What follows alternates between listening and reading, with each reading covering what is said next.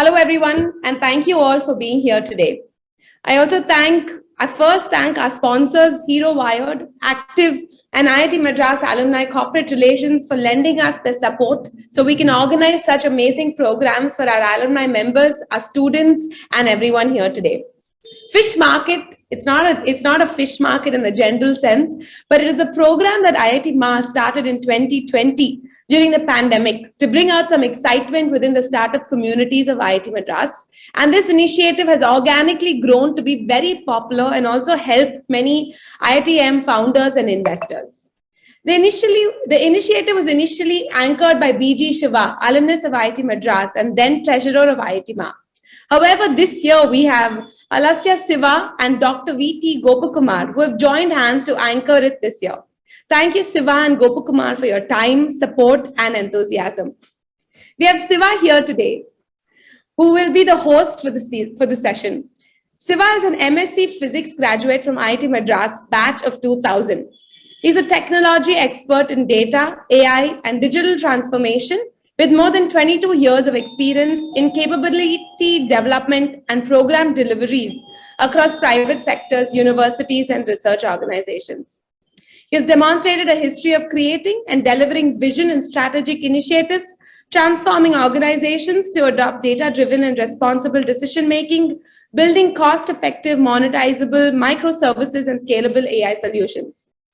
His current interests include helping struggling startups and firms to turn around successfully. Hello, Siva. Thank you for being here today. Thanks, Nishani. So, dear alumni, faculty, students, investors, and the startup founders and presenters, hello, good evening, and a warm welcome. As you all saw, this is the third season of the Fish Market Series, originally inaugurated in 2020, and a brainchild of BG Shivakumar, an esteemed alumni. Very active and innovative, looking to create value through IITM Alumni Association. I'm privileged to have the opportunity to moderate today's session. I would like to acknowledge the IITM Alumni Association team and Dr. V.T. Gopakumar, who have helped significantly to kickstart and make this happen this year.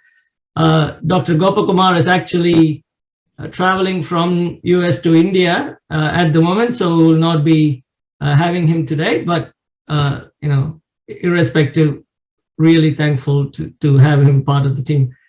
So as you know, the main objective of the Fish Market is to be the networking platform where innovators are enabled, access to world-class talent, and access to renowned investors. So for today's session, we have the founders from 4 startups. For each startup, a 5-minute video presentation will be played, followed by a 15-minute moderated Q&A. Thanks and welcome to all alumni who have signed up for the event. Request you to actively participate in Q&A discussions. Thank you. One key disclaimer. This is a networking platform, and IIT Madras Alumni Association does not assume any responsibility or liability for any transactions that might take place following these presentations. So also this extends to anything said or typed by the participants or the presenting teams. So thank you. Yes, thank you, Siva. Thank you so much for that clarity. Before we dive into the startups and the presentation of the startups, I would like to introduce Neha Misra, alumnus of IIT Madras 2017 MBA. Neha Misra was in fact one of the individuals who participated and pitched last year at IITMAA's Fish Market, and she currently runs a company called the FinLit Project in Delhi. Over to you, Neha. Well, thank you so much, Nishani, for that kind introduction. It's actually surreal being on the other side, seeing other startups pitch. And I wish all the startups all the very best for today's presentation. It definitely, as someone who's done this, it definitely leads to so many more connections that come out of it, not just in terms of funding, but also network that it exposes you to. So all the best for that, and congratulations on signing up for the Fish Market. Being on the other side last year, I was very skeptical to know who are the investors, who am I pitching to, who is the audience other than my IIT Madras fraternity. So it gives me a lot of joy to tell all of you who are pitching today that we have two investors from two Indian networks today.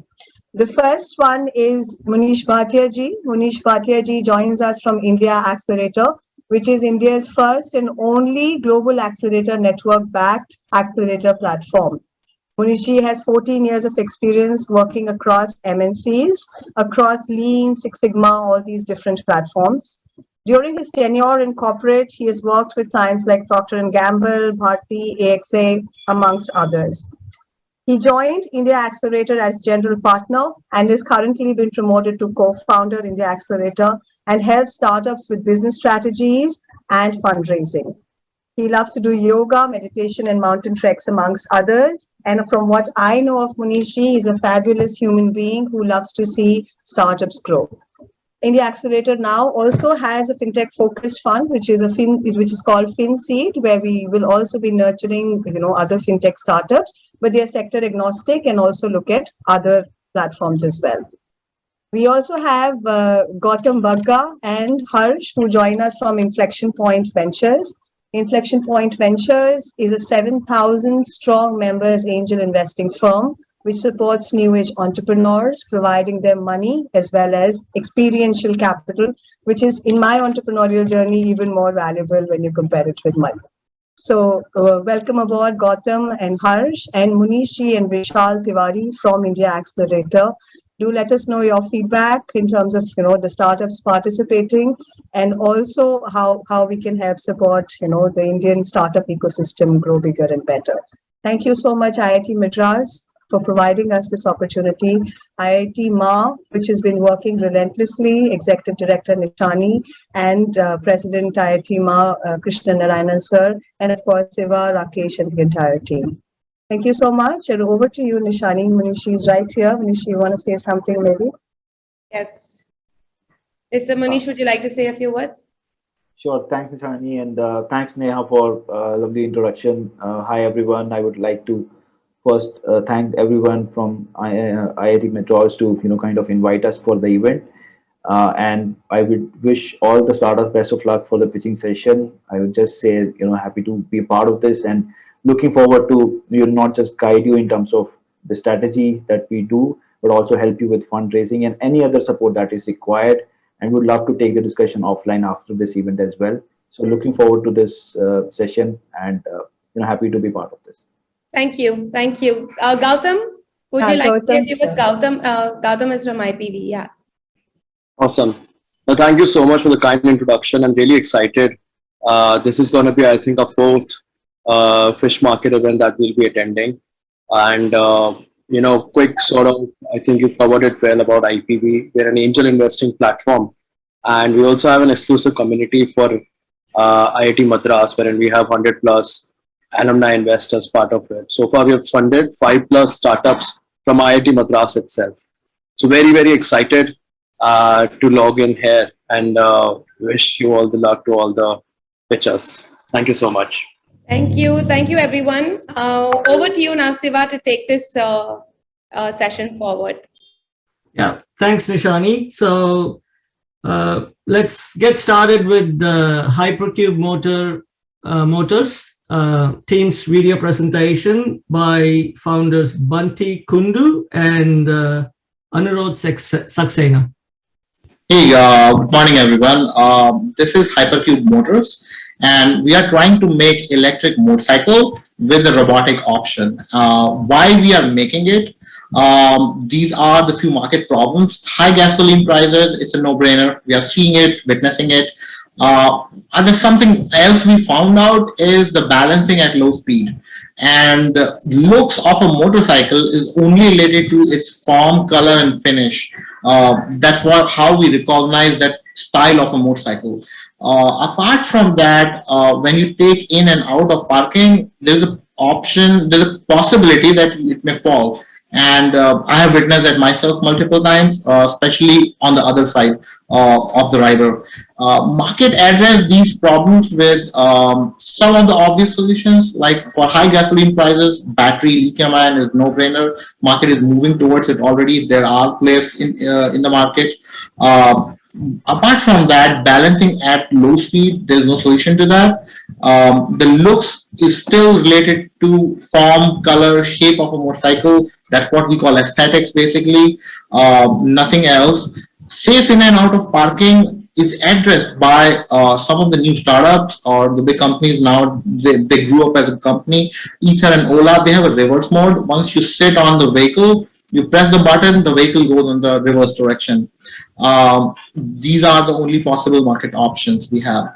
Apart from that market opportunity, it's a huge market opportunity. The vehicles is like 20 million vehicles sold in India approximately. That's the volume of two-wheelers, and Indonesia, Vietnam are also the potential markets.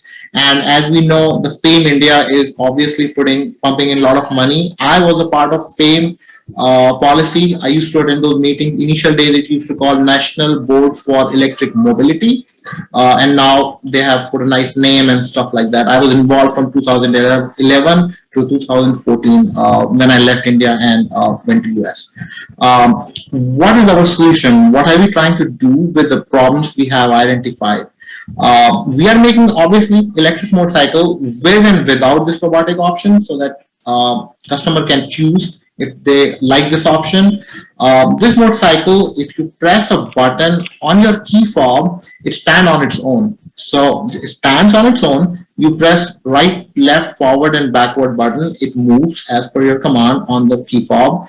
And it gives, if you sit on a motorcycle, after it comes out and aligns in the way where you want to go, once you sit on it, you have option to turn this option off. But if you don't, at low speed, this bike is going to give you a balance in stop and go condition. So at stop and go condition, you don't need to put legs down again and again. It minimizes riders' need to put legs down on the ground.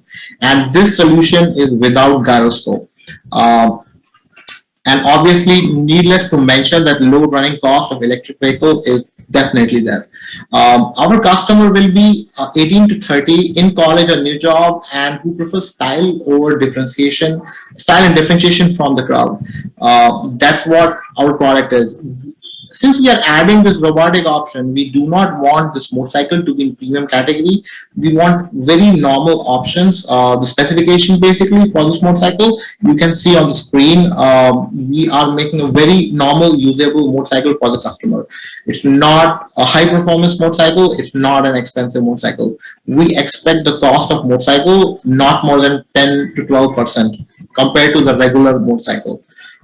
Because of this robotic option, and obviously because this is a novel technology, we have high operating margin expected due to this novel technology. Obviously, apart from that, why we are a good company to make this and take this product forward.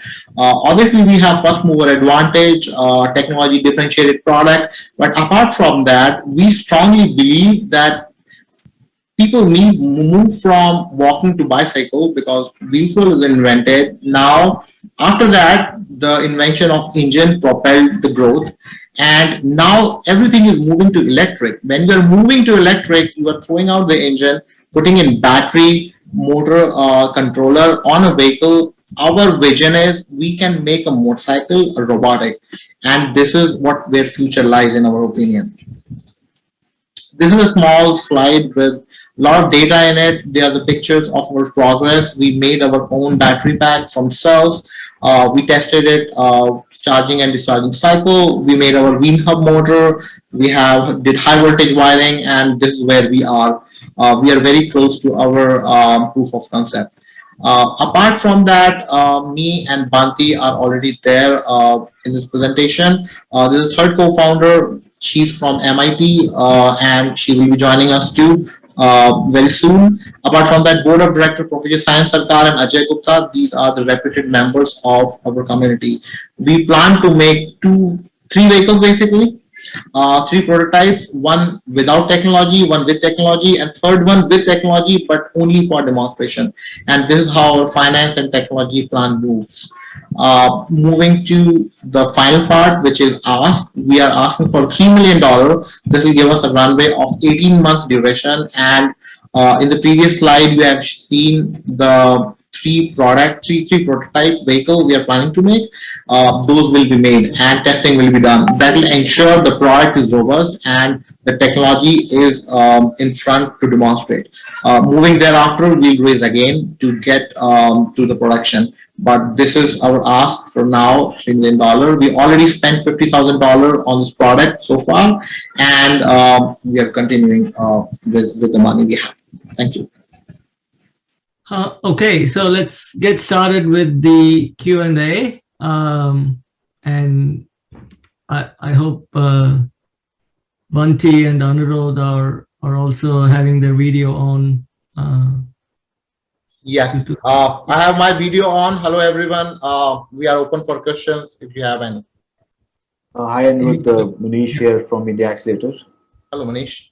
Yeah, I just wanted to understand how you are utilizing this 3 million. Is there any projection in terms of the devices, or how you are planning to sell them in the market? Probably if you could talk a little bit more about the market access strategies. Okay. So the ask of 3 million is there. We are definitely expecting some angel investor or the big group. It can be one or multiple for sure. The way we want to utilize it is we'll go to people, software, and the product mostly. The major spending will be in terms of prototype and the infrastructure. So for example, we need software, we need hardware. We have the virtual frame already built up, but we need our actual frame to be manufactured for the 3 prototypes. So these will be the expenses, but once we make the vehicle, we believe with this cost, we will be able to test it also. Whatever we are doing is currently for first prototype, remaining 3 will be built with this money. And all we want to do is make these 3 prototypes, out of which 2 will be continuously running. And our target is to just see where the vehicle breaks. That's all we want to do. Just have a rider, let it run through on the road and everywhere it can possibly, to see where are the failures. And that will finish our last bit of money at the end of 18 months. Okay. Yeah, I had a question. That's a very nice presentation. Just a couple of points. Do you have any special IP around this balancing? And how long would it take, say, an Ola or an Ather to build that feature, right? They are also well funded, very much well funded and smart guys there. That is so how long? Yeah. That is absolutely true and a very good question, in fact. So we do have filed an IP. It's in final stage. We expect to get it in next probably 2 to 3 months. And we have accelerated that also. We have filed not only in India, but a global application too. And we are in process of choosing countries at different places to have this patent. And we are also filing patent, follow-on patent as we are working on this prototype. We are planning to file multiple patents on this thing. So yes, patent is one form of production, but also it's not only about the patent, which can protect small companies like us, like you said, the big companies can replicate it. So my understanding is why big company may not be able to do it or don't want to do it, because that's not the forte. They want to go ahead in the current direction. That's not their current direction is. And for us, our execution speed will be one forte for every startup, basically. Speed is most important for us. But second, this will be a little experimental option also. So not only Ola or Ether, they're making scooter, we are making motorcycles. So that is a little different. But apart from that, Honda can do it, I think, very quickly if they want to do it. But this is a little experimental feature, and they would not want to go make their company and the branding and the image behind it to go in this direction. I believe the way future goes is a startup like us will be able to build it, will be able to make it. But if in case we don't have good execution efficiency, or we don't go very well future in different aspects, they may want to buy us. That is the more my understanding, basically. That's how we understand it. So that's my vision of it. So hi, One question on chat, but we can take that after yours, Gautam. sure, thank you. Gautam, this side from Inflection Point Ventures. If you could maybe share, the tentative timelines that you're looking at? And for commercialization, what's the sort of GTM strategy that you're looking for? Sure. And and lastly, is there any B2B application that you are looking at, or it's purely going to be B2C? So currently we plan B2C only. B2B is not planned. There is a reason for it. We initially thought we can be like a Bosch or Delphi. We make a kit and give it to the OEMs. Basically, that is one of the possibility. But this vehicle is very, very dependent on the center of gravity, this technology. If we give it to some other company, they include it in their product portfolio. It has to be designed from the ground up. There are various trade-offs in the design side that this vehicle for balancing has to have its own design, basically, with having a higher CG compared to normal vehicle, which gives us trade-off in different directions. So that's the one reason why we want to go from B2C, not B2B. But building a company, making a product, do all the testing, and at some point of time, if somebody wants to buy it or join hands, like ultraviolet is taken by the big company, that is a possibility. Rather than initially planning from B to B, we think B2C is a better option to start with. That's number one. For go-to-market strategy and the timeline, we expect Q3 of 2025 to be market entry for this product. Obviously, it takes time. This is hardware. This is complicated. This is technology. But our financing plan and our technology plan, how this moves, is on slide number 10 of the 12 slides deck we presented. So that is one of the way. And currently, in fact, we are putting a survey form to the customer to see how much interest we get in terms of robotics on a motorcycle. And obviously, we think our primary customer will be 18 to 30, which we think in going forward. Understood. Thanks. Hi, this is hi, Saxena. It's very interesting. I am Dr. V.T. Govamar. My question is, how you collect the customer feedback or customer survey?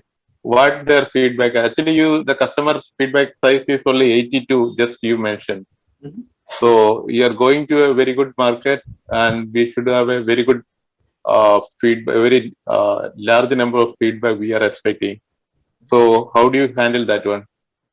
So the feedback currently we are getting from our website, we are contacting different motorcycle groups, different people to come and give the feedback on our website on what they think about the motorcycle. There are a basic questionnaire which we are filling. We also are developing an advanced questionnaire, and we plan to give it to different people and get feedback on that. But definitely what kind of form we make definitely makes a difference. It makes a lot of difference. But that is the one way we are getting understanding what customer wants, basically. So customer may want, depends on the customer. He may think balancing is sufficient. He may think balancing is not only thing I'm looking for.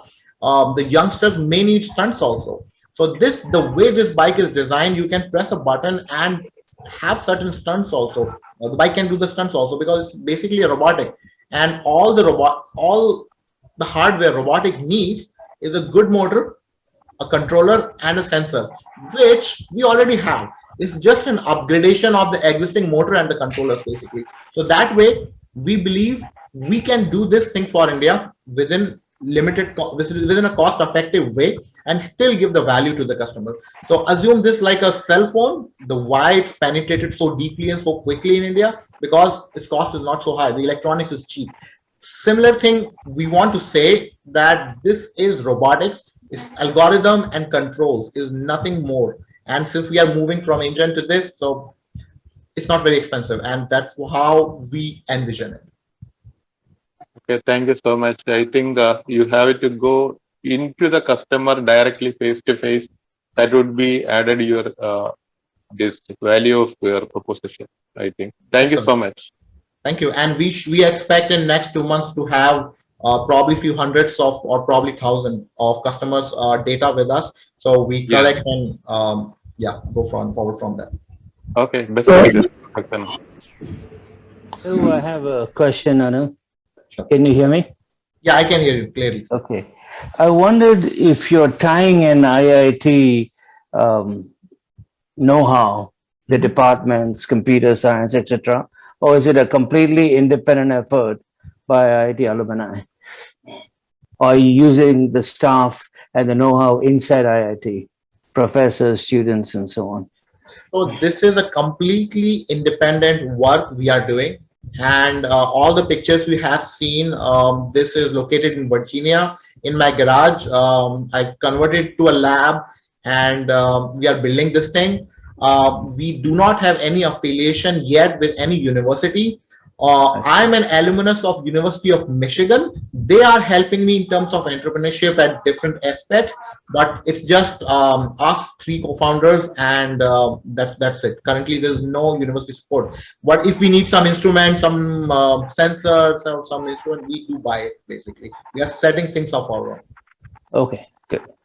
All right. Thanks. Ambitious and exciting. So, thank you. Yeah.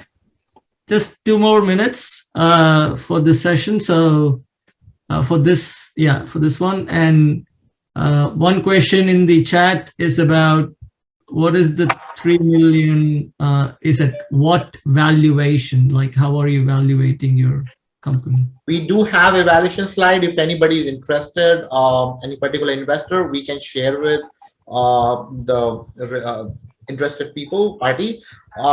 We are expecting 15% of our equity at $3 million.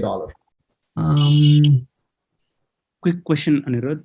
I saw a couple of slides that like you're not using the gyroscope and still achieving balancing. So what is the advantage of not using the gyroscope? Does it add any cost benefit? Okay, it's a good question. So gyroscope solution has been available in terms of prototype or in theory since 60s or before maybe.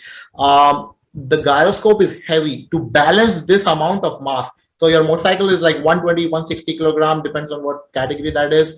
Motorcycle, that force or torque which is available with the gyroscope is very high. So you have a gyroscope which is heavy, which is expensive, and which uses a lot of energy. So gyroscope is neither energy efficient nor cost effective, and it's heavy, which burns your fuel unnecessarily. So that you can do it, you can make it, but it's not very not cost effective, not weight effective, basically. So without gyroscope, it's possible, and that's how we are doing. Great. Have you tested any prototype? Yes, the pictures you saw, I think on slide 8, shows the picture of a prototype, and yes, it will be fully functional once. Okay, so I mean, given the time constraint, there are some questions that is coming up in the chat. So maybe I would request the presenters to actually take it on the chat. So let's proceed to the next startup, if it's okay. Sure. Thank you, everyone. Thank you for the questions. If anybody is interested, please do email me. I hope you guys have my email ID. And yeah, I'll be happy to answer any of your questions or concerns. Thank you so much. Yeah, thanks, Anirudh and Bunty. Thank you, sir. So let's move on to the next startup. It's Krisbhee Labs. And the presenter is, and the founder is Dr. ShyamSunder Reddy. Good morning, panel members. I myself, Dr. Shyam, started Krisbhee Labs Pvt as a startup company. I did my PhD from IIT Madras way back in 2012. There we have developed a bench scale technology for production of high pure Xylooligosaccharides. Currently with the BIRAC-BIG grant, we have tested the pilot scale model and able to successfully produce Arabino-Xylooligosaccharides and Xylooligosaccharides. To commercially produce this type of oligosaccharides as a prebiotic agent, we are looking for to raise like 2 crore funding from various sources. Out of that, we have seen that Modified-Psyllium-Husk rich in prebiotic Xylooligosaccharides and Arabino-Xylooligosaccharides can be the right candidate to be readily launched in the market with a minimal infrastructure facility. I myself, Shyam, and I have 2 managing directors, and I have an advisor, Professor Chandraj Krishna from Department of Biotechnology, IIT Madras, and Dr. Rajshekhar, my friend from Department of Chemistry, VIT Vellore. The problem being addressed is to ameliorate metabolic syndromes, a group of disturbances in the natural metabolism leading to obesity, cholesterol, cardiovascular diseases, irritable bowel syndrome, no proper BMI, etc.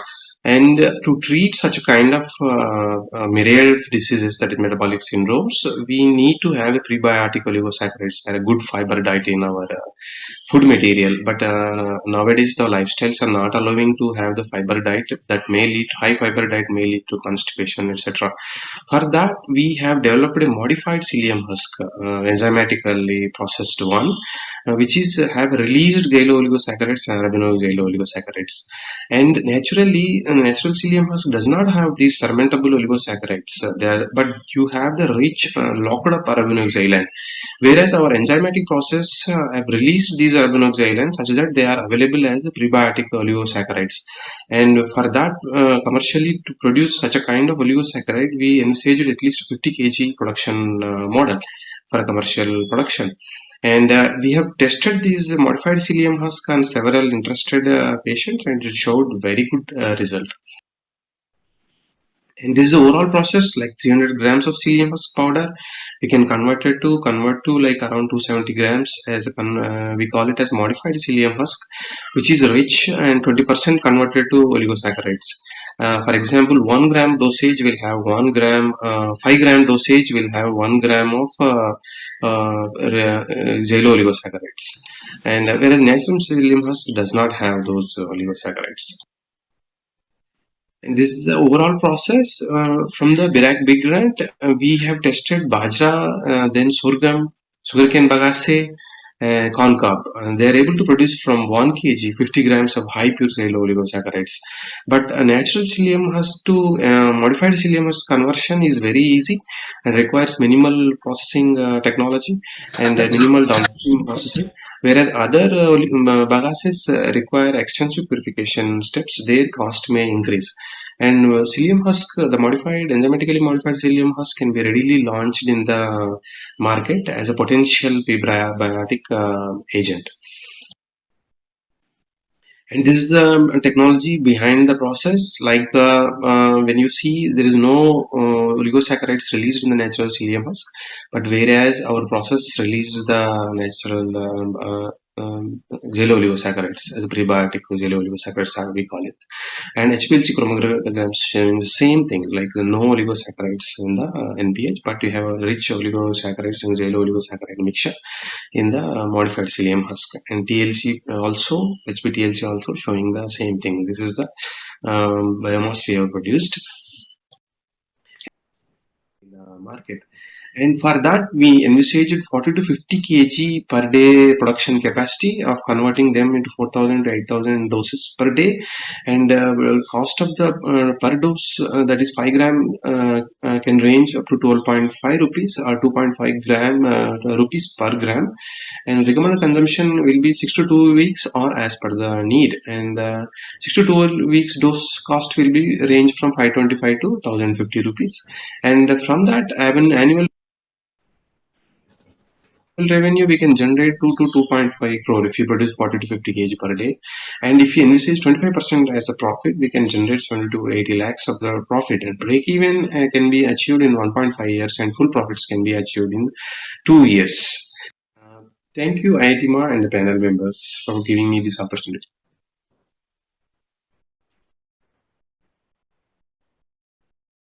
Professor Reddy, I wanted to ask if you have, reached out to BIRAC, DBT? Yeah, like BIRAC, already I got the funding from BIRAC, that is big grant. And actually to produce oligosaccharides from sugarcane, bagasse, bajra, and etc. But meanwhile, that downstream technology is a little difficult for that. It involves huge infrastructure. We estimated that it may range up to 5 to 8 crores. But whereas psyllium husk, it can be readily hydrolyzed and directly packed it up without any purification step. And we have tested on 10 people of having so many metabolic diseases. And we found that there is a good response back within 6 weeks. And now they are asking me to provide this oligosaccharide. But I have to produce in bulk quantity because this model is only for pilot scale study I got the funding for. And if I get at least an initial of first 6 months 1 crore, I can establish a fermenter and start producing it. And next 2 years, like I can have a break-even effect. And like it will take 6 months to establish such a plant and start production. And I'm trying the, like various things. Like now I'm going for a Sibri also, but the Sibri, the BIRAC is not giving much funding. Like let us say another 50 lakhs I can get readily. But I need at least 2 crores as a minimum quantity of 40 kg per day. Then only it is economically viable. Otherwise, it's not viable. Yeah, thank you. No, it's a great presentation and great product. So I just thought. Thank you. Hi, Dr. Reddy. This is Harsh from Inflection Point Ventures. Yes, sir. I just had a question that what was the sample size for the survey that you did, and also the age of the audience? Yeah, all age of audience is above 40 years, and because usually they will have middle age, they will have a metabolic syndrome, and like 5 grams per day. Those who are obese, we have tested 10 grams, 5 grams before breakfast and 5 grams before dinner. Because this oligosaccharide will bulge. We know that psyllium husk usually bulges 50 times, 50 to 50 times, 5 times. You have the 5 grams, you have the like quarter kg, 250 grams of the bulging, so that the guy will consume less of the food in the morning or in the nights. And that's how we are able to decrease within 6 weeks, like 4 to 5 kg of the body mass, and also cholesterol levels. There are 10 different patients. Those who are having a diabetes, their diabetes have been normalized. We have a hypertension patient with no obesity. Hypertension has come down by 30 points, etc. Like I want to test more, but I need to produce in more quantity. Yeah. Noted, sir. That's great. Thank you. Dr. Reddy, yeah. Ravi here. Yes, sir. Who are your competitors in the market? A. B. How do you propose to market it? Because this is normally marketed by the large pharma companies. Yes, it's sir. a very huge marketing, budget. Yes, sir. Yeah. So marketing, like they have just a psyllium husk, sir. It's just a bulking agent. It is not a prebiotic. Ours is a unique product, like with a prebiotic effect. Means it will induce the good healthy bacteria, like bifidobacteria in the large intestine.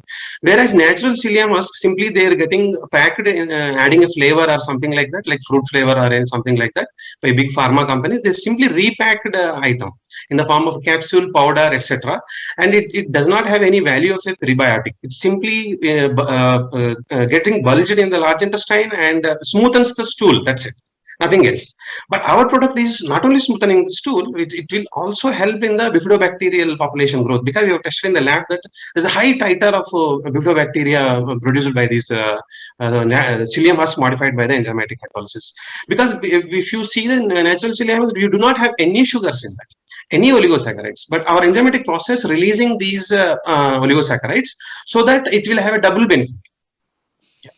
Are you looking only at the local market or at the global market? What are the regulatory compliances? Sir, like I want to launch it, if it is, I produce like 40 to 50 kg per batch or per day, I will launch it first in India.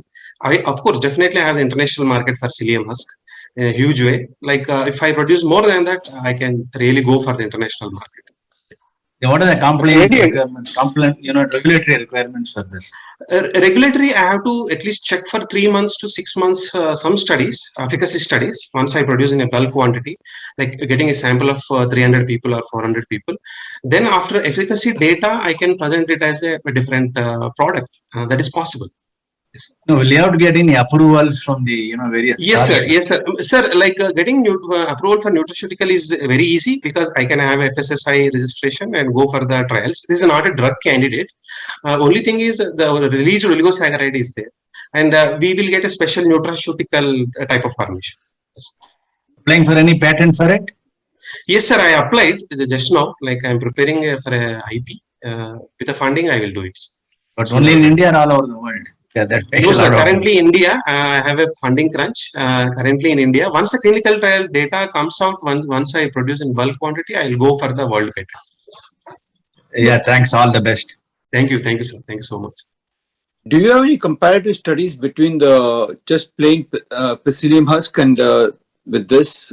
Yeah, yes, sir. Yes, sir. We have tested another 10 group with a natural psyllium husk as a placebo, and we found that those who are consuming the modified psyllium husk showing very quick response. And with the natural psyllium husk, the problem is if you don't drink water properly or get dehydrated, you will get constipation again. Right. But our product have a different rheology. When we tested for the rheology, our product is absorbing more water, and in the presence of less water also, it is smooth. It is smooth. And if you even by chance, if you don't consume enough water in a day, if you go row outside, you don't have the chance to get the constipation. Yeah, you have tested No, but that apart, but most people who take natural psyllium husk will always take a lot of water. So yes, sir. That Yes, sir. prove, because that's already well known. Yes, sir. So That's what, sir. Like if the water is not available, the natural psyllium husk will result in the constipation again. Again. What if people take regular water? I mean, what is the benefit, the extra benefit they get with your formulation? The extra benefit is, sir, it is a prebiotic. Means it will get fermented in the large intestine. It will induce the probiotic bacteria. Means it will healthy. It will make a healthy large intestine. Correct, but do they see it? Yeah. Do they see it? What is the effect to the patient? Yes, sir. If the patient there is a rapid decrease in the weight because his microflora has been improved. And when we check his stool sample, there is an increase in the bifidobacterial levels than the firmicutes like putrefactive bacteria. The number of putrefactive bacteria has decreased, and whereas the healthy bacteria has increased. We have tested in the lab. That's an added advantage on the long run. Yes. So Shyam, if you don't mind, I'd like to pursue a question in Yes, that sir. direction, a technical question. Yes, sir, please. The xylem is essentially a fiber and Yes. gives you a smooth move if you take it properly. But you're adding the xylem as a vehicle to get prebiotics. Yes, sir. And from that, you're extracting sugar. Saccharide is sugar, right? Yes, And sir. what you're saying is sugar enhances the good bacteria in your large Yes, sir. intestine. Yeah. Is that right? Yes, sir. I see. Somewhat contradictory to me, because one of the things for diabetes and blood pressure and so on is too much sugar. Yes, sir. This sugar is not a caloric sugar, sir, because these are xylooligosaccharides. We do not have absorption system of xylooligosaccharides in our small intestine. Yes, sir. It will directly reach the large intestine. It will get fermented there by the natural microflora. It does not form calories, sir. Because the xylooligosaccharides, we do not have the xylooligosaccharide utilization system in our body. Yeah, we have glucose, fructose. Yes, I'm sorry. It's not a calorie. Non-caloric sugar. Non-caloric oligosaccharide. Yes, my question is not about calories. Sugar gets absorbed by the small intestine, gets into the bloodstream, yes, sir. and glycates the arteries, which cause high blood pressure and diabetes. It goes into insulin and all that. That's what I want to emphasize. Want to emphasize these xylooligosaccharides cannot be absorbed in the small intestine.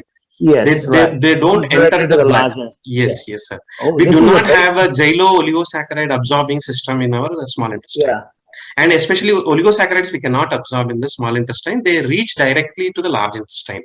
Very good. Hey, this is a breakthrough. You make millions of dollars. I want to buy one immediately. Thank you so much, sir. That's great. Do we have time, or shall we move on to the next one? Sorry, I'm just keeping. We have another 4 minutes to go. Okay, great. So, yeah, let's. Thank you all. Thank you so much. Yeah. Is this generally recognized as safe materials? Yes, sir. It is a safe material. The natural psyllium husk has been used in Ayurveda and all over the xylosaccharide. Yes, sir. It is there. Actually, there are one company producing from Japan. It's called Suntory Pharma, and one more company called from USA, Prebiotic from Corncob. They are producing. Okay. Yes, sir. It has been regarded as a safe one. You have, yes, I want to know, like, there are some system in America where they say that product is safe or not. So do you think that product in that list? Yes. See, American system is a little different. Until unless we do not have the clinical trials there on their patients, they don't approve the product. And once if you launch as an international product, we have to have a American-based FDA type of testing so that we can launch. Because those are regulated markets, Europe, Japan, and US, they are highly regulated markets. We should have data from their countries, for efficacy or safety. Thank you. Reddy, you said, Mikey here, you said that this is approved by FSSAI. Yeah. So this is being treated right now as a food ingredient. Am I right? Yes, sir. food Okay, ingredient. but are we claiming benefits which are more towards medical? Yeah. We're making. You said BMI, but Yeah. that's pretty common. But you also talked about other aspects. So is Yes. there any additional certification or compliance requirement that you may wish to have in India, or is it okay? Yes, sir. Like in India, like it can be treated as a Ayurvedic product, and it is not for the treatment. It is only for the benefit. It's like we cannot assure that it will be treated, and it may have a different effect on a different person. That's what. Like it's more like in a nutraceutical ingredient. Means Right. if you take it, it may or may not have a real effect. Okay. And to put up your pilot plant, do you have a space, etc., or is it part of the campus activity? No, sir. Like I have started from a shed from my field. Actually, I am out of incubation center in Gujarat. Now I started a small lab and establishing all the equipment, basic equipment. And if I get the funding, I will enlarge that facility because I have my own land. I came to my village and started from the village. Yeah. Okay. Okay. Yes, sir. Just a question, if there is time. Which part of Yeah. Gujarat are you from now? No, sir. I am now out of Gujarat. Earlier, I incubated in Gujarat, Gandhinagar. Now Okay, I am near Hyderabad. Yeah. Because I do some work with IIT Gandhinagar. That's why. Okay. Yes, sir. I went for the Okay. analysis for the IIT Gandhinagar. All the Okay, analysis okay. part Thank I you. did at IIT Gandhinagar. Professor Gupta lab. Okay. Okay. Yes, sir. So now you are located in Gujarat or Hyderabad? No, sir. I am located at Hyderabad because I want to have my own land and all. Because nowadays land is very costly everywhere. I thought I can establish this plant in my own land itself, so that I can save the land cost. Yes, sir. Okay, so let's actually move on given the time constraint. Thank you, Dr. Thank you so much. Yeah. Yeah. Okay, so next is iDealers B2B by Commander Shravan Kumar Kuntia and co-founder Dr. Suchitra Das. Good morning all. We at iDealers B2B Private Limited have embarked on a journey to create an energy efficient and healthy home, office and industry space with the help of our eco-friendly LED lighting solutions. During last 1 year, we have done extensive market survey to understand the exact pain points of our customers. Our vision is to be the #1 innovative platform in assisting MSMEs to supply high quality and innovative eco-friendly lights and services to B2B and D2C customers, thereby contributing to energy saving and reduction in carbon footprint. Thank you for giving us this opportunity to present our unique ideas to the esteemed jury. Our ask is very fundamental to our business plan. We want to create a product design team in collaboration with IIT faculty and students to develop highly efficient, low-cost LED lights. We exactly know what the customers want. A research team to further understand the health benefits of LED lights on human health and plant health. A prelim study has already been done. Final, most important, we want a funding of rupees 50 lakhs for marketing and to scale up product line and R&D for induction of new innovative products into the market. We already have set up a strong client base in the Mumbai suburb. The benefits of LED lights are many, because of which it is an important element of any smart city plan in the world. High efficiency, ease of disposal, waste control, low temperature, low carbon footprint, etc. Depending on the demography, region, health, budget, and other varied requirements of the people, there are thousands of varieties of LED lights which needs to be manufactured. A few of them are already available in the market. The power of LED light lies in its architectural versatility and energy-saving nature, whose potential is yet to be realized. We started our operation in February 2022, though the idea was conceived a year back. Our company was incorporated in April. Within 4 months, we have become a well-known brand in Navi Mumbai with a turnover of 8 lakhs, 200 retailers, and 400 products. The pain points of our customers are lack of awareness about versatility and varieties of LED lights among the masses, lack of efficient supply chain network for the MSMEs, lack of intimation of dynamic pricing to retailers, lack of a systematic R&D. For our B2B supply chain, we have initiated a strategic partnership with Zombido Canada, which is a SaaS-based ERP solution provider. Our innovative product solutions will include clean tech, IoT, and eco-friendly sustainable design. Our unique supply chain solution will be powered by data analytics, AI-based category management, ERP platform, and hyperlocal digital marketing. Our unique selling features include low cost, high quality, reliable products, and a highly efficient and effective supply chain. Vendor managed inventory using JET process based on our ERP platform, augmented reality to showcase our products or other USPs. Our serviceable obtainable market is $800 million. SAM and TAM are $5 billion and $80 billion respectively. This is with the existing products. New product innovation will certainly add further value. Presently, we have a small team of 10 people in the company with a flat organization. I myself am from IIT Madras Aerospace batch of 2008. Co-founder is a naval veteran and studied from IIM Lucknow. Our CTO and other directors are experts in their fields with considerable amount of corporate experience. As such, there is no dedicated supply chain company for local architectural and decorative LED lights. There are few lighthouses in every locality catering to the needs of uptown customers, but their prices vary a lot and there are no experts available there to suggest about suitability of light as per the ergonomics of individual customers. This slide shows our social impact. We are committed to the sustainability goal of UN 7.0, affordable and clean energy for all. We are also committed to support the MSMEs in electricals industry through our wide network of supply chain pan-India.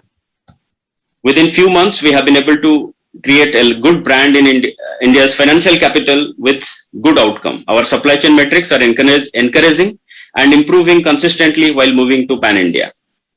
In the conclusion, we would request a hearty offer from my alma mater so as to create a difference in the daily life of masses. Hi all.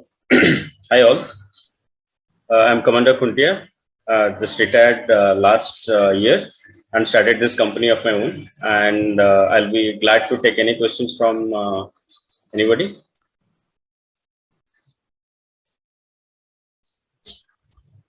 Just wanted to check, Commander Kuntia, what's the total ask? You're looking at 50 lakhs. What are you raising? Can you repeat the question? Yes, yes, sure. How much are you looking to raise in this round? We are looking for 50 lakhs by diluting 2% of our stake equity. 2%. So that's somewhere around 10 CR is the valuation that you're looking at. Yeah, okay. we have just started, so I'm not very sure about the valuation. So... No. That's how it will work. So makes sense. Okay. Maybe I'll come back. But your product is ready, no, Commander Kuntia? Is it ready or is it?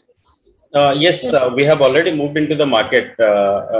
We have, as I said in my presentation, we have around 400 products and 200 sailors who have been taking products from us very regularly with a ticket size of around maybe 10,000 to 20,000 per month, and it is increasing. Okay, that's the MOQ basically. Yes. Got it. Hey, this is Akash here from Copper Mobile. Where are you manufacturing these lights? Presently, we are manufacturing in Vasai and Bhiwandi. Vasai is the main product hub of Mumbai, where a lot of MSMEs are also there. So it is quite easier. It's like a mini China, where a lot of the components are also available. Amazing. So it's made in India basically. Yes, completely made in India. Okay, great. There is one chip which is called COB lights, which is called chip-based LEDs, chip on board. So this one, I think it's not very commercially available, not very cheaply being produced in India. That's why I think many of them are getting it from China. In fact, the best of the companies like Philips and all these things, they also take it from China. And are you looking? Yeah, sorry. Go ahead. Go ahead. Yeah, I just had a follow-up question. Are you looking into the IoT or smart lights as well? Yes, yes, yes. Actually, that is what we have offered. We are hoping for to develop a lab in IIT Madras where we can do further, research on this particular thing, because these particular products are not very readily available from other countries. So there are products like grow lights, which is basically put in this greenhouse gardens or plants where the plants grow in a greenhouse.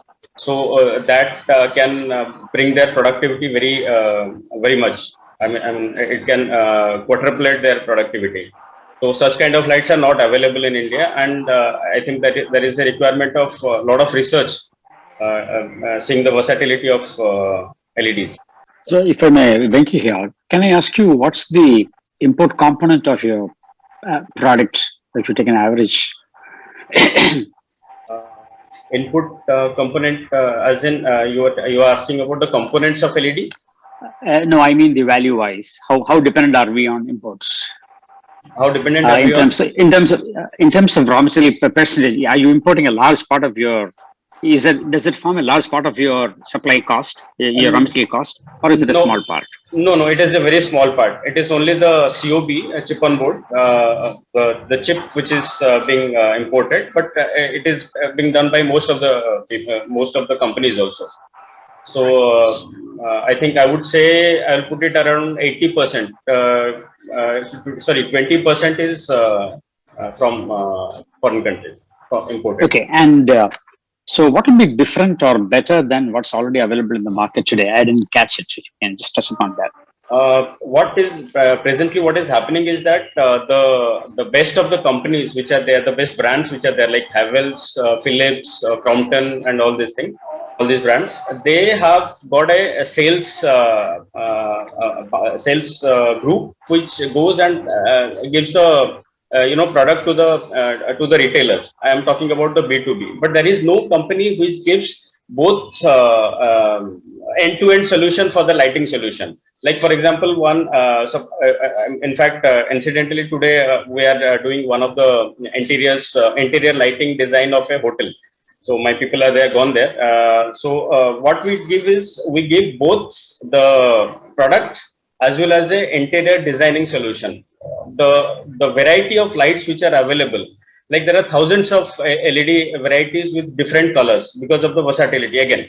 So now which light has to be fitted into which component which space, so that the space illuminates well, how the kitchen should be, what is the luminance of a kitchen for a service or for just doing a particular task, how the sitting area has to be done. Those all things needs to be told to the customers. So which is not there at present with any of the branded companies. The product is available, but the complete solution, it is not there. So I would say that we will be providing probably a kind of MSP, that is managed service provider, rather than a VR kind of business. Okay, thank you. Yep. You said you wanted some testing. You wanted a Garnier photometer or something like that, or? Yes, all of them are tested with the existing facilities which are there in Mumbai. Right. Okay. Thanks. How's your price point compared to the big players? Actually, we are doing pretty well, I would say, because MSMEs didn't have a good supply chain in a place like Mumbai.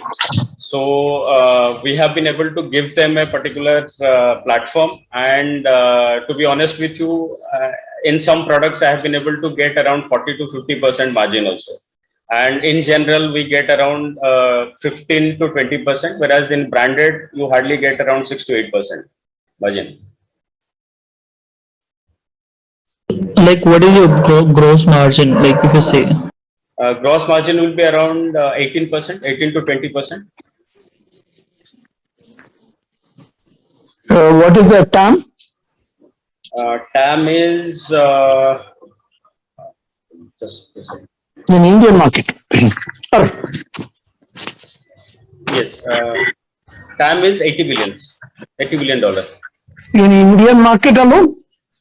It is Indian market. What we have considered is the places which we can capture, like Sri Lanka, Bangladesh, India, nearby areas, not the complete global market. Because if you are a managed service provider, taking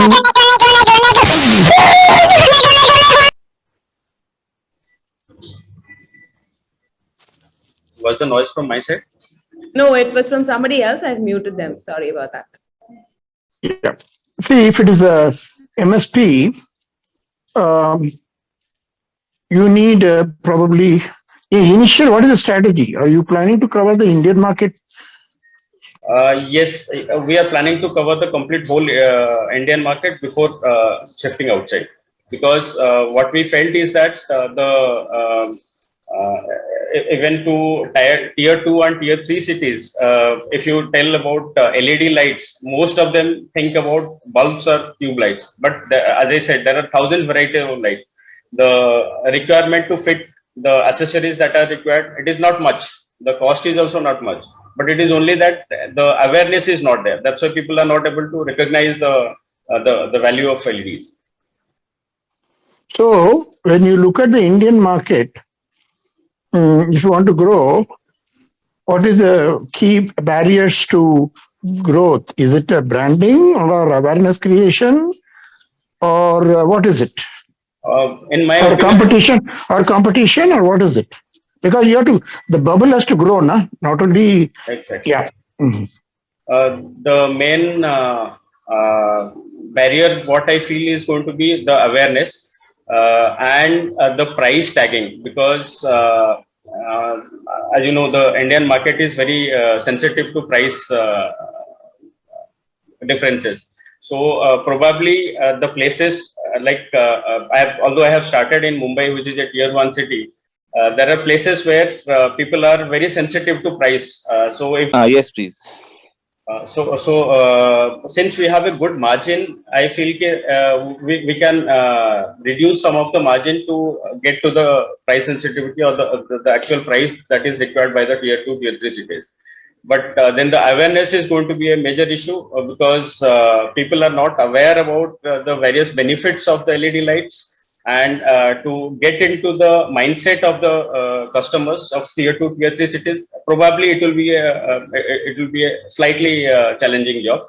But I think it can be done with the help of government's various schemes, which is being launched recently for smart cities as well as for LED lightings. If I can just take a slightly contrarian view, I feel that Bureau of Energy Efficiency and the ministry has done a lot of work already in subsidizing LED, as well as talking about the advantages.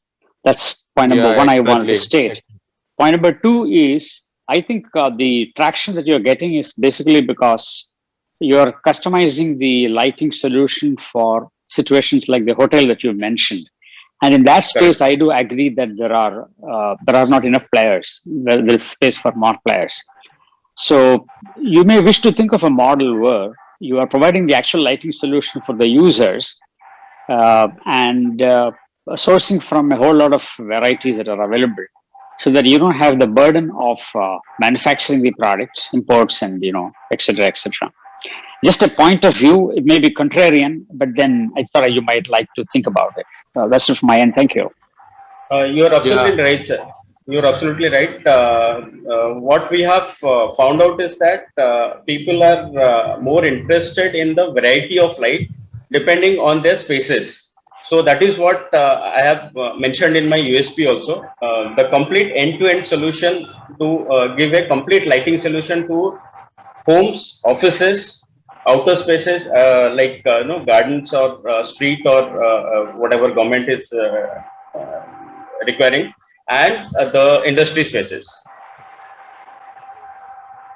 No, I think that's the point that everyone's trying to make, that because of that, because you're also providing consulting services, you can't do an apples to apples comparison to, let's say, Philips's exact same model, right? Like, let's say there's an equivalent of 60 watt of electric bulb that you can replace with 5 watt of LED, right? Usually you want to compare what's your cost and what's their cost and what they are able to sell it to their retailer, and then what the retailer is able to eventually sell, because that will dictate the success of it, right? Correct. But in your model, when you scale up, you still have to provide that consulting services. So you'll have to hire more people, and that way, your margins will go down as you scale up. And that's just like a critique. Don't take that as a gospel or anything. No, just that's fine. Yeah, that's fine. But yeah, please. No. So I just want to call out on the time. But in general, I mean, very good discussion. So maybe we will take it up offline with the presenters, if that's okay. So we have to keep with the time and try to move on. Yeah. Thank you, Commander Shravan. Thank you, sir. All right. So we'll go to the last presenter, which is BRX Realty. The founders are Nikhil Kunnu Totil, Shivam Pratap Singh Chauhan, and Vivek Kumar Mishra from L&T ECC. Imagine you want to buy a property in a beautiful locality or a township of your city, which has all the modern amenities, facilities as per your budget. What do you do next? Google your requirements. Let us show up some results from your websites showing photos of different properties. Will you be able to make a wise decision without experiencing how the property would look like after its construction? Hi, my name is Shivam Pratap Singh. I am founder of BRX Realty. We are an internet marketplace for real estate builders and property buyers, where builders will effectively showcase their under construction property to their potential buyers. This will not be done in a conventional manner by showing brochure, rendered photographs, etc. Rather, virtual reality technology will be used, where buyer will interact with the property, make a tour of it, and then make a right decision. We do have some key features like property walkthrough, interior customization, guided tours, etc., where a person can walk and customize the interior of the properties. This platform allows public to explore different properties in an interactive and immersive manner from any corner of the country.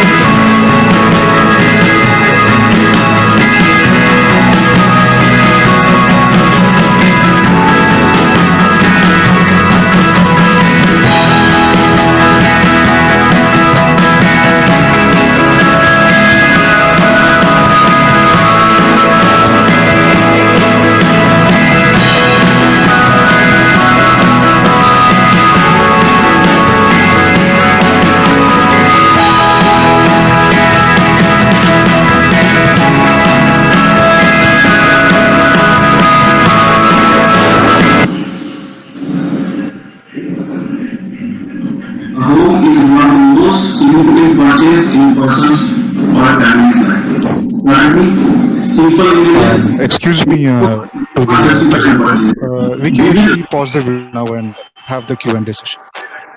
The end of the Hi, this is Akash here. At the end of the presentation, we saw that website demo. So that's live. That's built. I mean, is that a video or is that an actual site that you have captured and then you're showcasing? That's a prototype of the website which we had created. So the basic layout of the website is ready. The 3D models are also ready. Yeah, so that is the stage which we are in. We have a minimum viable product ready. That is, we are able to develop 3D models of properties and we are able to embed them in websites. Okay. And how are you developing these 3D models of the sites? Yes, so currently we have a team of 6 to 7 Unity developers and Blender developers currently in Kolkata. So what we basically do is we approach the various builders that we have. For example, currently we are executing a project for Merlin developers. So we collect the 2D drawings and the basic artist rendering which they have, and then we construct them in a software called Blender. Once the 3D model has been made in Blender, then we gamify that in the Unity or Unreal game engine as it requires, and then we embed that into the website. Amazing. And you have that whole pipeline working. The video that we saw, that was for a building that you went and captured and then put it in your website. Would that be a fair statement? Sure. Yes. The property which you just saw, that was a demo property which we had created just to show as a proof of concept. Currently, we are executing a project with Merlin developers. It will be ready by around a month. Then that will be live as well. We are actually a very new startup. So yeah, so we are on the way, sir. Okay, thank you. What is the difference between a simulation, what you probably have done, and what is Yes, sir.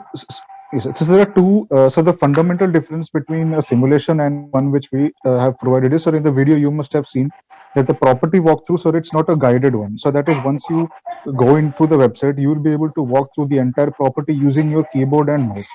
So the basic idea behind, or the concept behind the entire business is this, sir. For example, if a property developer wishes to sell his property, you might have noticed this as well. Whenever you search for a home, if you go to magicbricks.com, 99acres.com, squareyards.com, all of them will show the exact same photograph, exact same videos, and they will describe the amenities as simple numbers. But that in itself is not sufficient for a person to make a decision if it's worth buying or not. And this is especially true when it comes to under construction properties, because the actual flats are also not even available. But in our case, when you go into the websites, you have extremely high quality 3D models that are embedded into the website. And sir, to answer your question, the differences are it's gamified. That is, using the keyboard and mouse, you can actually walk around at your own pace. You can look outside the window and see how the property will actually look like. You can interact with the furniture that is present, the various features that are present. So that is the two fundamental differences. The fundamental difference, that is, it's gamified. It's not guided. Actually, there are two ways. One is he has already had a pre-built kind of a 1 or 2, 3 choices. Another one is he does a so-called bespoke model. Bespoke model is he is willing to do typically villas and all that they can do, or he can he can do the way you want it, like a layout of the house, bedrooms. So many things you can change. So US is a very good opportunity for bespoke kind of a model, which is like all of them are quasi, because that is something you can perhaps do, or that you have in mind. Yes, sir, you're absolutely right. So there are two types of, so it will fall into two baskets. So the first one is the bespoke properties, as you told us, or the properties which are high end, sir, which cost more than 2 crores or 2.5 crores.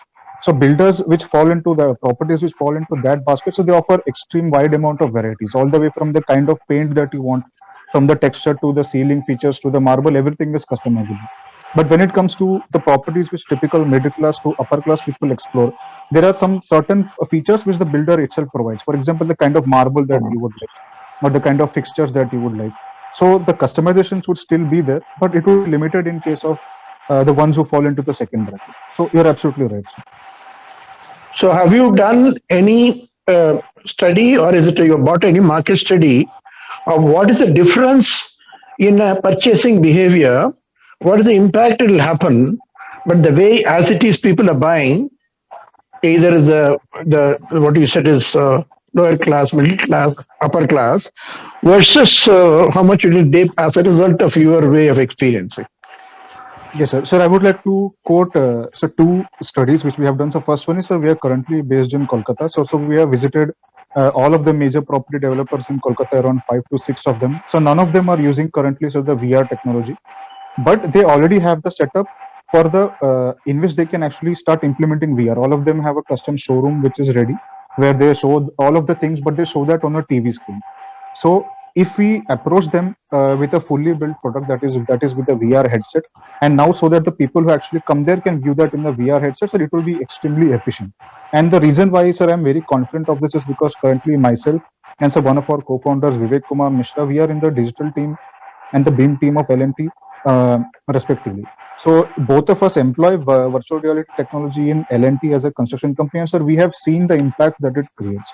It has been so powerful, sir, that based because of our own VR room which we have set up, other huge companies like ArcelorMittal and JSW who are exploring the properties and are trying to find vendors who can implement this. So because of these two studies which we have done, the response has been extremely good, and all of the builders, I would like to point out that it is a very outdated or a bit of a backwards industry, if you will, because they use outdated technology still. So if you approach them with a better technology, they would most certainly be interested. So just one question about your technology, the stack, hardware and software stack, as opposed to so-called proprietary pre-built, many other vendors, competition global. Do you have an API kind of an approach with a suitable accelerator model, or how does your hardware software to offer this VR work? Yes, sir. Currently, sir, how we do is, sir, so there are 3 steps to this. The first one is we build the 3D models in Blender. Once the 3D models are done, then we convert that into a gamified model, that is a gamified file, which will be then stored in the server, and then those games are embedded into our HTML files, and they will be played using the WebGL plugins, which are now natively available in Chrome. So basically, it will be stored in a cloud server, and then when you visit our websites, it will be available for playing. So let me. Hi, this is Akash here. Hi, Akash. Yeah. So are you using OpenXR standards to essentially also let someone who is using AR, AR medium, or they're using HoloLens or Oculus, would they be able to see that in VR then? If you already have the VR headset available with you, then you will be able to see that in VR as well. But that option we have currently not explored because the VR headsets are not very commonplace currently. So we will currently be only yeah.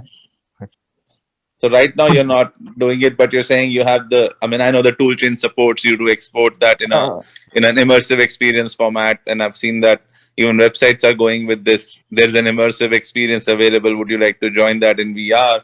And then you are in that 3D world. Sure, sir. Yes, sir. You can find that in YouTube as well. There are certain videos which are compatible with VR devices. But in India, how we are planning to launch, we have not kept it in the pipeline as an immediate step. It is something that we will be exploring in the future. Okay.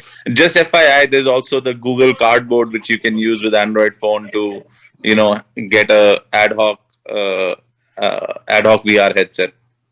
Yes, sir. You're right. Google Cardboard is also available, and there are other third-party vendors also. You're right, sir.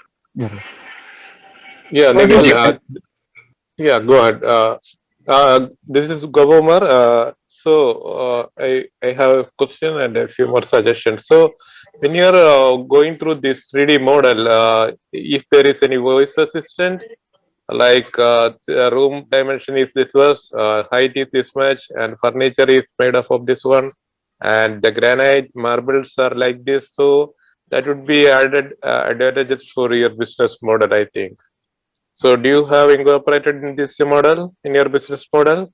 No, sir. Currently, we have not incorporated the audio component of it, so it's mostly visual only. That is, you'll be able to see the dimensions and see the kind of materials with which is built. But it is a good suggestion. We will definitely take it up for consideration. Yeah, best of luck from IITMAA. Is it you have any? Sorry, please go ahead, Harsh. No, so I have just one question about this one. So when it comes to the competition, I mean, like today you're showing all these big players who are already having these websites and so on. But I mean, with the metaverse technology coming and a lot of adoption in that area, how easy it is for these guys to actually take over most of the work that you're doing, or you have a differentiation that actually preserves something that you will have a niche in the market? Yes, sir, you're absolutely right, sir. If you look at the competition which we have, magicbricks.com, Square Yards, 99 Acres. So the layout, the website layout is also the same. The experience which they offer is also the same. So, but the key difference here is, so when they, so this 3D modeling process has to so start from scratch. So now, sir, when even the big players along with us, when we actually start developing the 3D models, it will be a race which will start from zero. So granted, so even though they have the contacts with big builders, so we too, so because since we are starting from scratch, we'll be providing users with a much better experience all the way from the beginning. So it will be a race which will start, and in order to win the race, so the main point is, sir, we need a very good BD team or a sales team which can go and contact the builders, onboard them as quickly as we can, and then find 3D developers and vendors across the country who can develop these models, and we can roll them out as quickly as possible. So granted, said that even though a complete market domination might not be possible in this, but it is possible to carve out a good portion of this brokerage industry, which is a significant industry now. So would it be possible that you actually play a supplier to some of these big players as a transforming their websites? Would that actually give you more market share compared to, you know, being a individual realty player? You're absolutely right. So there are two ways in which we generate revenue in this. So the first one is, sir, when we approach the builders, so we ask for their 2D drawings and then we develop the 3D models for them. So we generate the revenue by developing the 3D models. And the second one is, sir, if you're able to sell any one of their properties using their website, then we will charge a commission from them. So we are earning both ways. So the modeling charge will obviously be taken from us from the beginning, and the rest is based on the commission basis. And if they require, we can embed the websites in their portal as well. But since in the future, since a large number of people will be funneled to one significant point, they would want that their model should be visible to a large crowd. So that is why we don't think there will be a competition also, or a clash also. Yeah, this is Gobomar. Shiva, shall I go ahead? Yeah, please go ahead. We have 3 minutes more. Yeah, so. what you are looking for here in pitching session here? Yes, sir. Sir, we are looking for a funding of 25 lakh rupees. So for 7% equity of the company. So currently the challenges, sir, which we are facing, sir, I would like to discuss about that. Sir, all 3 of us are currently working in Kolkata. So with this amount, sir, we will be able to actually open up an office here in India, and also hire sales staff, which we have already finalized, and we will be able to approach the builders ourselves with a fully developed product and start working on this. And so there will be 2 stages to this. So the first one is, so it's not possible without a huge amount of funding to expand all over the, not all over the globe, but even in India, and sell a huge number of properties, because the model repository or the building repository has to be significant. We should have thousands of properties for the website to be attractive. So what we wish to do is, we wish to do this in 2 phases. The first one is, sir, we will mainly be earning our revenue through modeling. We'll be going through to all of the big builders first in Kolkata, then in Bengal, then we'll go to the metro cities. We'll be taking the revenue orders, we'll be getting our revenue from that. Then eventually in phase 2, when we have a good chunk of properties with us, then we'll be launching our website in the future. So this is how, sir, we plan to run our business. So what I'm looking for, sir, today is mostly, sir, if any contacts, so to the big builders or any realty developers are available, which can actually help us get orders more quickly. That, and so the second one is a funding of 25 lakh rupees for 7%, so which is negotiable. Yeah. Okay, thank you. Best wishes. Best wishes. Thank you. Okay, thank you, Nikhil, and the other startup founders as well. So I'll give it back to Nishani or Rakesh. Yeah. Thank you everyone. I think this was a great session. I learned a lot and I love the enthusiasm of the participants with a lot of very interesting questions. And to all the startups, if you want someone to contact you, feel free to drop in your email addresses or your phone numbers in the chat. If anyone wants to get in touch with you, they could. Alternatively, IITMAA is always there to assist.